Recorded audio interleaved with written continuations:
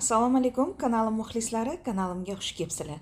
Bugun sizlar bilan uy sharoitida hamda oson usulda KFC tayyorlaymiz. Marhamat tomosha qiling.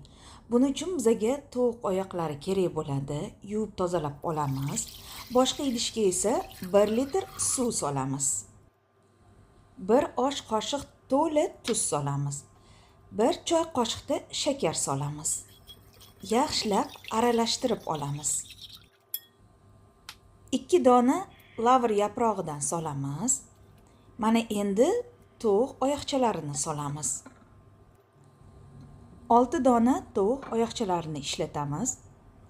Mana suvga yaxshilab bo'ktirib oldik. Endi ustini yopib turib, xolodilnikka 6 soatga qo'yib qo'yamiz. Mana shu usulda tayyorlasanglar, go'sht shunaqa mazali chiqadi. Tuzlari ham me'yorida bo'ladi.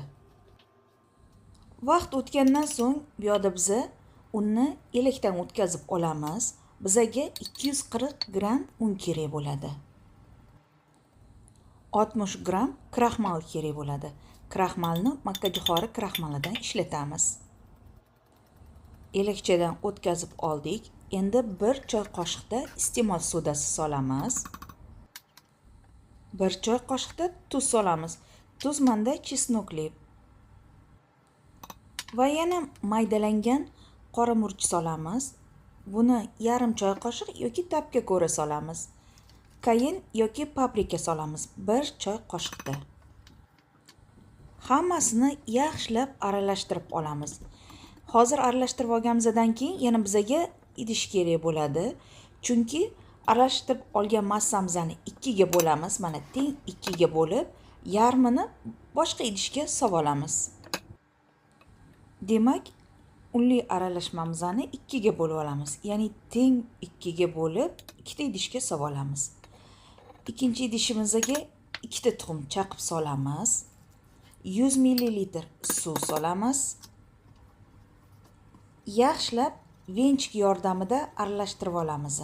Yaxshilab aralashtirishimiz kerak. Un qumo-qumo bo'lib qolmasdan bir xil massa bo'lishi kerak. Mana tayyor bo'ldi. Endi 6 soat vaqt o'tdi.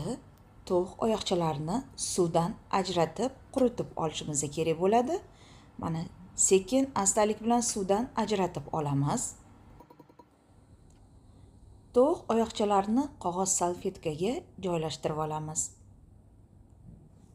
Har birini qog'oz salfetkalar bilan quritib olamiz.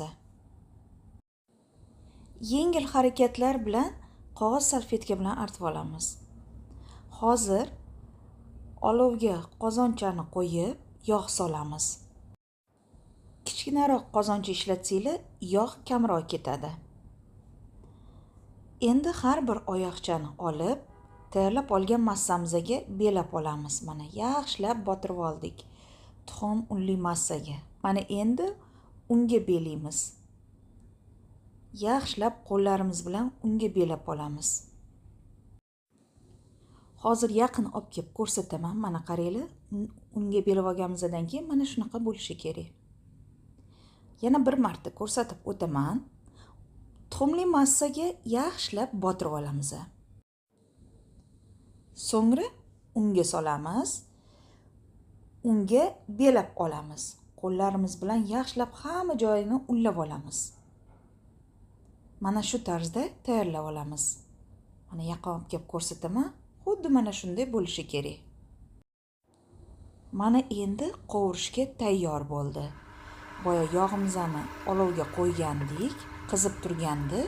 Mana endi bittadan solib pishirib olamiz. Hozir men pishirayotgan qozonchaga 3 ta ketadi. Demak, 3 tadan solib pishirib olamiz. O'rta olovda juda ham past emas. 12-15 minut pishiramiz. Oppoq qilib olib qo'ymanglar. Qizartirib, chiroyli qilib pishirib olinglar. Olov baland bo'lib ketmasin, qizarib ketib, ichi pishmay qoladi. Shuning uchun o'rta olovda mana bunaqa chiroyli rang kirguncha pishirib olamiz. Qaranglar qanaqa chiroyli, ranglari ham chiroyli, xrustyashi bo'lib chiqdi. Mana pishirib ham oldik. yaqin olib kelib ko'rsataman. Qaranglar, qanaqa bir-biridan chiroyli. Rosa xrustyashi bo'lgan. Hozir ichini go'shtini pishgan-pishmaganligini ko'ramiz. Mana juda ham yaxshi pishgan. Mana ko'ryapsizlarmi ekranda? Endi dasturxonga chiroyli dekor qilib tortamiz.